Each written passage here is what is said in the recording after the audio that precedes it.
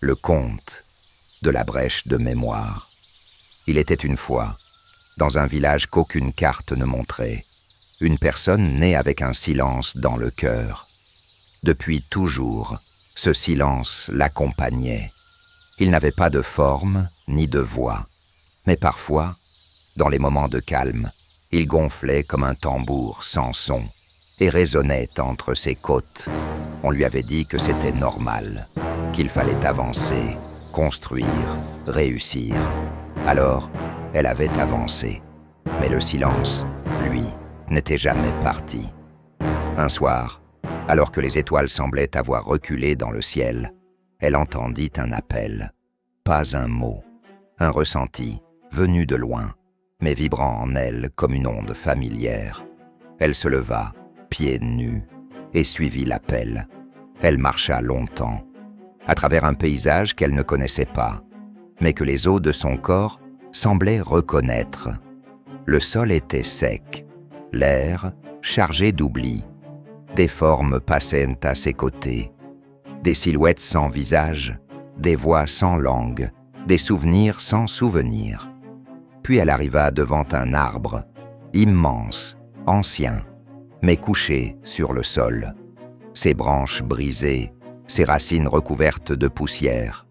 Au pied de l'arbre, une main d'enfant surgit du sable, petite, brune, lumineuse. Dans cette main, une graine. Elle s'agenouilla. Tremblante, elle prit la graine. Et aussitôt, une brèche s'ouvrit dans son cœur. De cette brèche jaillit une lumière douce, et avec elle, des présences. Elles venaient de loin, mais elle la reconnaissait. Elles ne portaient pas de nom, mais leur visage était plein de paix.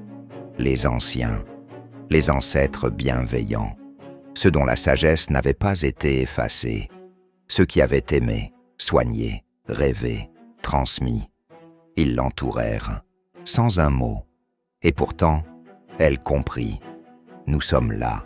Nous avons toujours été là. C'est à travers toi que nous respirons, encore. Mais à la lisière de ce cercle lumineux, elle aperçut d'autres formes, floues, lourdes, silencieuses, des ancêtres perdus, non apaisés, non honorés, non prêts à revenir.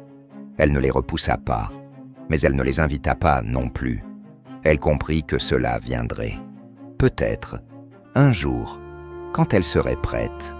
Elle planta alors la graine dans son cœur et sut que cette graine contenait des mémoires vives, des histoires jamais racontées, des visages jamais dessinés, mais présents, vivants, et que désormais, elle ne marcherait plus seule.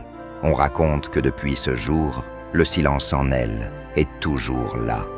Mais il ne fait plus peur. Il est devenu une porte, une brèche, et à chaque fois qu'elle ferme les yeux, elle entend le murmure de ceux qui l'aiment à travers les âges. Ce souvenir, c'est aussi nous faire exister.